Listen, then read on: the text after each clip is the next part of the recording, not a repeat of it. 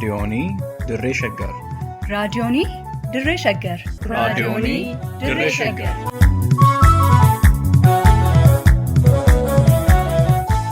Raadiyoonii Dirree Shaggari. Raadiyooniin Dirree Shaggar torbaan guutuu guyyoodhaan galgalatti sa'aatii tokkorraa eegalee hamma sa'aatii tokkoof walakkaatti dambalii gabaabaa meetir baandii 19 kiiloo heerzii 15,415 irratti qophii dabarsuu amma jalqaba. Raadiyoonii Dirree Shaggar.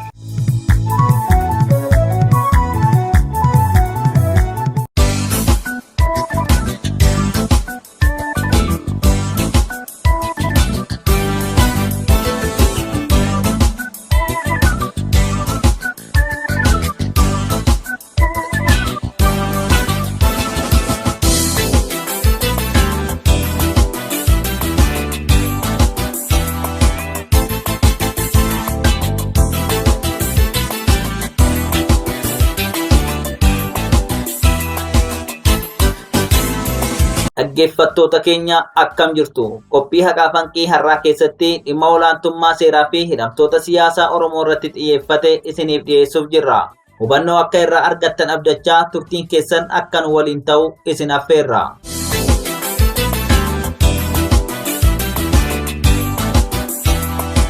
Seerri biyyi tokko ittiin bultu haqa lammiilee tiksa jedhamee amanama. Haa ta'u malee seerri tumamee waraqaarra jira jechuun garuu olaantummaan seeraa jira jechuu miti.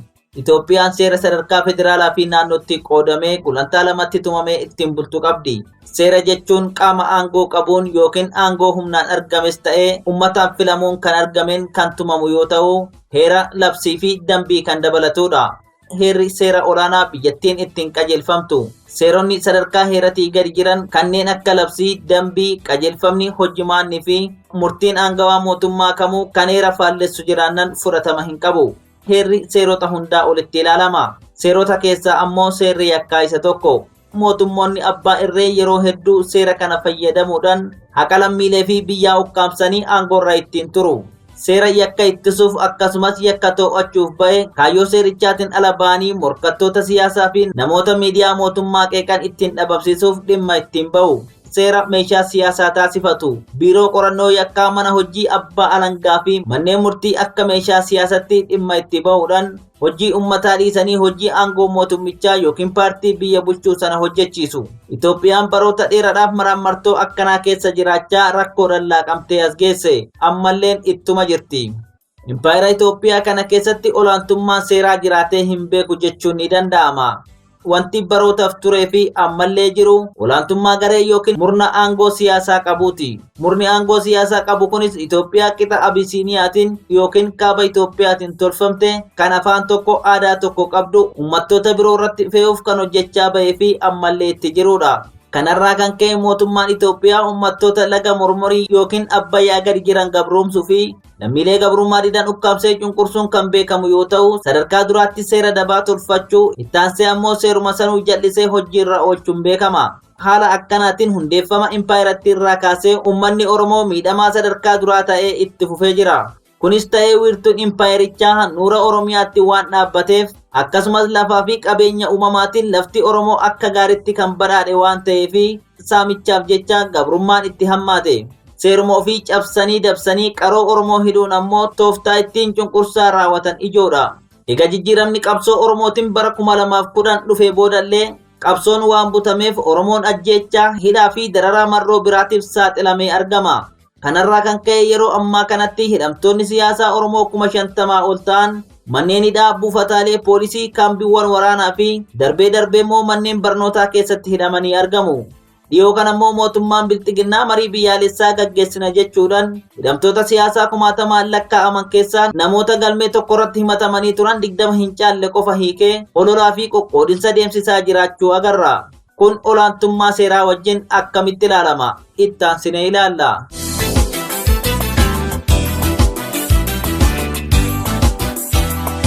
Hidhamtoonni siyaasaa Oromoo hunduu kan hidhamaniif seera cabsanii yookiin yakka raawwatanii otoo hin taane sababa ejjennoo siyaasaa fi eenyummaa isaaniitiin akka ta'e ifaadha. Mirga yaada fedhan qabaachuu fi ibsachuu heera biyyattii keewwata 29 eegame cabsanii hidhan. Hidhamtoota siyaasaa hiikuun dirqama mootummaa yoo ta'u, paartii siyaasatiin gargar qoodanii gariin hiikanii gariin hambisuun ammoo seeraan ala. mirga walqixxummaa fi loogii ilaalcha siyaasaa fi kanneen biroo bu'uura godhaterraa bilisa ta'uu kan keewwata 25 irratti tumame cabsuuf kun godhame waan walqixxummaa faallessu akkasumas olaantummaa seeraa gaaffii keessa galchuudha. Hundaa olitti immoo akeeka siyaasa dabaa kan Oromoo ilaalcha siyaasatiin qoqqoodu of keessaa kan qabudha. Karaa tokkoon himatamtoota siyaasaa galmee Jawaar Mohaammed fa'aa namoonni 24 jalatti himataman keessaa himannaa addaan kutanii warra hidhaman 20 hiikuun kan agarsiisu hidhamtoonni hiikaman durumaanuu ilaalcha siyaasatiin kan hidhaman ta'uu isaaniiti. Kanneen biroo hidhaatti hambisuun faallaa olaantummaa seeraa fi daba siyaasaa bilxiginnaa kan mul'isudha. Warri bilxiginnaa rakkoo biyyattii marii biyyaalessaatiin furuu otoo barbaadanii hidhamtoota siyaasaa hunda hiikuu turan. Ejjennoon mootummaa karaa muummicha ministeeraa Abiy Ahmediin ibsame inumaayyuu warrumti hiikame kunuu carraa kennameefitti yoo fayyadamuu baatan deebisnee hiina kan jedhudha. Kun kan nutti agarsiisu Jawaar Mohaammed fa'aa hidhaa dhiphoo qaallittii irraa gara mana hidhaa bal'aatti dabarfaman malee dhugumatti kan hin hiikamne ta'uusaati.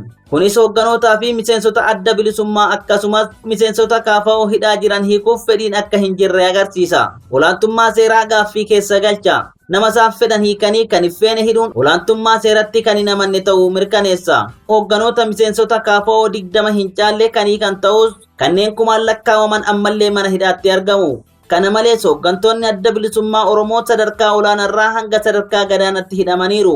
Irra guddaan isaanis himannuma mootummaan irratti dhiyeessurraayyuu mana murtiitti bilisa jedhamanii akka ba'an ajajamanillee gareewwan tikaa fi poolisii bilxiginnaa seera cabsanii ajaja mana murtii diduudhaan ammallee mana hidhaa keessatti dararuu irratti argamu. Fakkeenyaaf hooggantoonni adda bilisummaa Oromoo olaanoon kanneen akka Jaal Abdii Raggaasaa, Koloneel Gammachuu Ayyaanaa fi kanneen kana fakkaatan murtee mana murtiitiin bilisa jedhamanis hiikamuu hin dandeenye.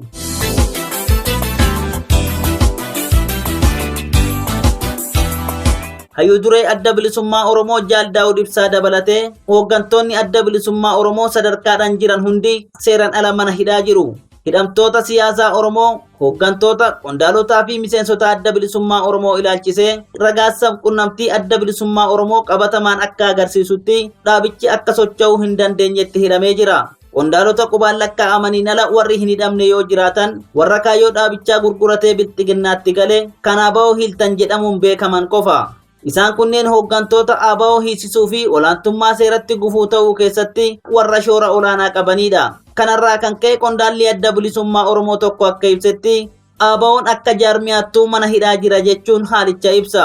Qondaalli adda bilisummaa Oromoo tokko manneen hidhaa hooggantoonni, qondaalonni fi miseensonni adda bilisummaa Oromoo baay'inaan itti hidhamanii jiran qajeelcha poolisii magaalaa Finfinnee, qajeelcha poolisii magaalaa Galaanii fi Sabbataa dhaqee akka argetti hidhamtoonni siyaasaa kunniin mirga hidhamaa seeraa tokko qabu kan keewwata 19 jalatti tumamellee dhorkamanii argamu. Nyaata hin argatan, uffanni hin seenuuf maatii fi firri gaafachuu hin danda'u, deeggarsa seeraanii dhorkamu. Hayyuu duree dhaabaa dabalatee hoogganoonni Finfinnee kaasee hanga gandoota baadiyyaa Oromiyaa keessa jiran cufatti yakka tokko malee sababuma ilaalcha siyaasaa isaaniitiin yakkamuudhaan hidhamuun otoo itti hanqatin hiraarfama qaamaa qalbiif saaxilamanii akka jiran gabaafamaa tureera. Akka kanaan waajjira muummee adda bilisummaa Oromoo Gullalleerraa qabamuun magaalaa Finfinnee fi naannessa magaalaa Finfinneetti kanneen hidhamuun hiraarfamaa jiran muraasa itti aansuun haa ilaallu.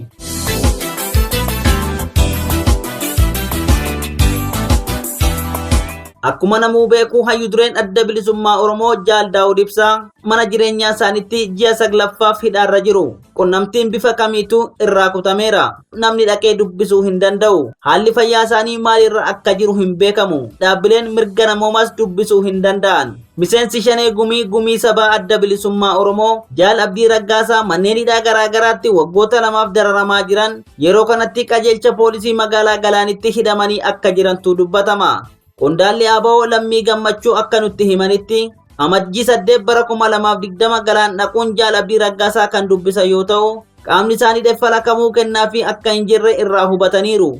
Kaambii waraanaa Sabbataa mooraa hiraarsaa bakka Sololiyaa jedhamutti argamu iddoo maatii fi firoottanillee hidhamaa siyaasaa dubbisuu hin dandeenyetti kanneen hiraarfamaa jiran hooggantoonni fi qondaalonni adda bilisummaa Oromoo waggaa tokko oliif manneen hidhaa garaagaraa keessatti hiraarfamaa turanii fi jiran immoo tokkoffaa Mikaa'el Booran miseensa Shanee Gumii Sabaa adda bilisummaa Oromoo, lammaffaa Kennasaa Ayyaanaa miseensa Gumii Sabaa adda bilisummaa Oromoo, sadaffaan Lammii Beenyaa qondaala adda bilisummaa Oromoo, Afraffaan Daawit Abdataa qondaala adda bilisummaa Oromoo, shanaffaa Gadaa Gabbisaa qondaala adda bilisummaa Oromoo fi jaaffaa Battee Urgeessaa sabquunnamtii adda bilisummaa Oromoo fa'a. Namni kamuu dhaqee isaan dubbisuu hin danda'u. Yeroo gariin ammoo bakka kanaa baafamanii gara hin beekamnetti geeffamu. Gaafatamaa waajjira muummee adda bilisummaa Oromoo Gullallee Dr. Gadaa Oljirraa fi Moo'iboon Baqqalaas waggoota tokko oliif manneen hidhaa garaagaraa keessatti hiraarfamaa turaniiru. Amma immoo qajeelcha poolisii magaalaa Burraayyuu keessatti hidhaatti dararamaa jiraachuutu himama.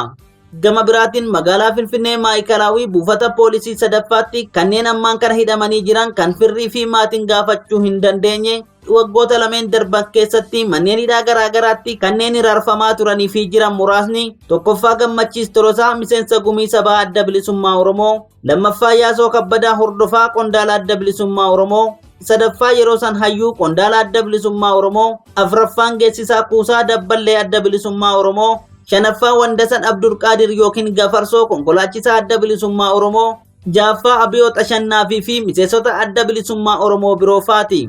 Kana malees waggoota lamaaf manneen hidhaa garaagaraa keessatti hiraarfamaa kan ture miseensi gumii sabaa adda bilisummaa Oromoo Amaan Filee fi kanneen biroo hedduun ammaan kana mana sirreessaa magaalaa Shaashamanneetti hidhamaniiru. Miseensonni adda bilisummaa Oromoo fi gaazexeessitoonni ONN sabbatatti hidhamanii jiran ammoo tokkoffaa Dassuu Duulaa, lammaffaa Biqilaa Amaanuu Abbaa Shoomaa, sadaffaa Dachaasaa Wiirtuu fi kanneen biroo fageenya irraa malee itti dhiyaatanii dubbisuu hin danda'amne hidhamtoota siyaasaa ta'anii dararaa arguutti jiru.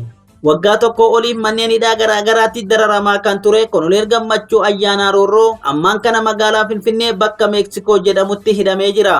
Qondaalli adda bilisummaa Oromoo tibbana Koloneel Gammachuu bira dhaqee dubbise tokko akka ibsetti himannaan duraa Koloneel Gammachuu irratti dhiyeeffame fashaloofnan akka haaratti mana murtii waliigalaa federaalatti himataman. Mootummaan seera kabajuu didee ajaja mana murtiis fudhachuu didee ilaalcha siyaasaa isaanii qofaaf hidhee akka jiru eega ta'e waggoonni lakkaa'amaniiru. Haala fakkeenyummaa qabuun ibsuuf jecha maqaa hogganootaa fi miseensota muraasaa ragaa isaanii dhiyootti arganne isiniif dhiyeessine malee hidhamtoonni siyaasaa ABO, KFO, sabboontonni qeerroo fi qarreen mana hidhaa jiran kumoota hedduu akka ta'an tasa dagachuun hin danda'amu. Haalli qabiinsa isaanii seera biyyattii kan cabse, nyaataa fi uffannaa kan hin arganne, maatii fi abukaatoo arguu kan hin dandeenye yeroo hedduu dhaanichaan kan keessatti dararamanidha.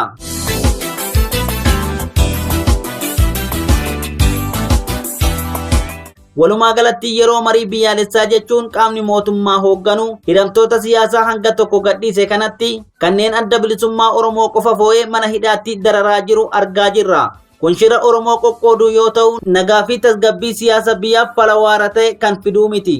Mootummaan Itoophiyaa fakkeessadhaan namoota muraasa haa hiiku malee dhugaan jiru ammayyuu akka haaratti ilaalcha siyaasatiin namoota adamsee hidhaa jira. Yeroo dhiyootti fakkeenyaaf qondaalli adda bilisummaa Oromoo Oromsis Elemoo jedhamuu fi kanneen biroos eeguma marii biyyaalessaa jedhamu eegalee as hidhamanii jiru. Deemsi kun olaantummaa seeraa hanqisee seera dhablummaa kan babal'isu yoo ta'e malee gaagaama siyaasaa biyyattii mudateef furmaata hin ta'u. Garaagarummaa siyaasaa namoota siyaasaa fi qaroowwan sabichaa hidhuudhaan furuun hin danda'amu. Mirga namoomaa sarbuudhaan rakkoo baay'isuu malee rakkoon furamu hin jiru. Gabaabumatti furmaanni jiru karaa seeraa deemuun olaantummaa seeratti amanuu qofa. Qondaalonni, miseensonni, sabboontonni ilaalcha sammuu isaaniitiif jecha hidhamanis mirga yaada fedhan qabaachuu fi ibsachuu akkasumas ijaaramanii socho'uu seeran qabanitti fayyadamuun jaarmiyaalee siyaasaa seeran galmaa'an kan akka ABO fi KFO jalatti waan qabsoo gaggeessaniif hidhaman hundi haalduree tokko malee hidhaarraa hiikamuu qabu. Kanatu seera haqa isaaniitis. Wanti hubatamuu qabu biyya olaantummaa seeraa hin jirre keessatti haqni hin jiru, mirgi namoomaa hin kabajamu, nagaan baanii galuun hin jiraatu. Mootummaa ta'anii nagaa lammiilee tiksanii biyya hoogganuunis hin danda'amu. Seerri nama hundaaf, garee hundaaf haala walqixa ta'een hojiirra oolee bilisummaan qaamaa fi yaadaa kan heera biyyattii keewwata 19 jalatti wabii argate kabajamuu qaba. Fedhiin siyaasaa garee hundaatu kan kabajamuu danda'u, uummanni waan isaaf ta'u filachuu fi murteeffachuu kan danda'u olaantummaa seeraa yoo jiraate qofa akka ta'e hubachuun dirqama. Xumure Urjii Waariyootu qopheesse. Gulaalaan Abdii Waaqayyoo kan isiniif dhiyeesse mo'an Gurmeechaa Gammachuuti. Torban qophii biraatiin hanga walitti deebinutti nagaatti.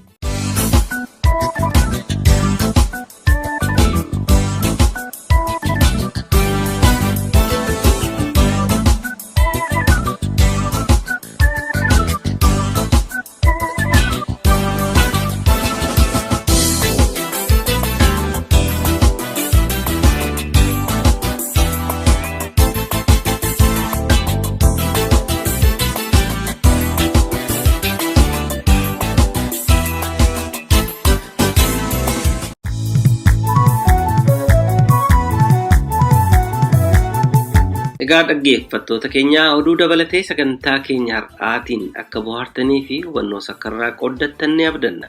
Sagantaa haqaa fi hanqii torbaan dhufu sa'aatii wal fakkaatu irratti isiniif dhiyeessinu irratti akka dhiyaattaniif asuma isin affeeraa.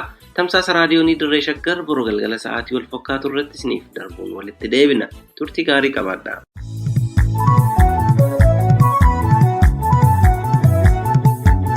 raadiyoonii Dirree Shaggar. raadiyoonii Dirree Shaggar. raadiyoonii Dirree Shaggar.